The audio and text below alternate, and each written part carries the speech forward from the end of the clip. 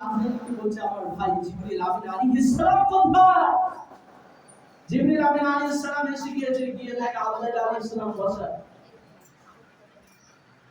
আল্লাহ রাব্বুল আলামিন বলছে তখন নবী সাল্লাল্লাহু আলাইহি ওয়াসাল্লাম জিবরিলকে বলছে, জিবরিল আমার একটা কাজ এখনো বাকি, এই কাজটা যতক্ষণ সংশোধন না হবে আমি রাসূলুল্লাহ ততক্ষণ পর্যন্ত অনুমতি দেব না। চলে বলুন না সুবহানাল্লাহ।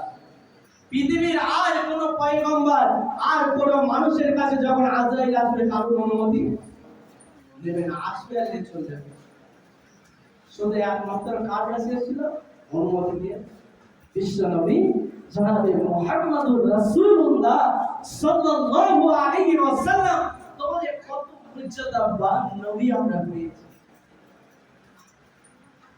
জিবরিল আমিন আলাইহিস সালাম রাসূলুল্লাহ থেকে ফিরে দেখে নবীর চোখ দিয়ে পানি পড়ছে। জিবরিল আমিন আলাইহিস সালাম জিজ্ঞেস করছে, নবী আপনি কাঁদেন কেন? বিশ্বনবী বলতে লাগলো, জিবরাইল আমার এখনো একটা কাজ বাকি আমার রবের সঙ্গে। জিবরিল আমিন আলাইহিস সালামের চোখেও পানি। জিবরিল আমিন আলাইহিস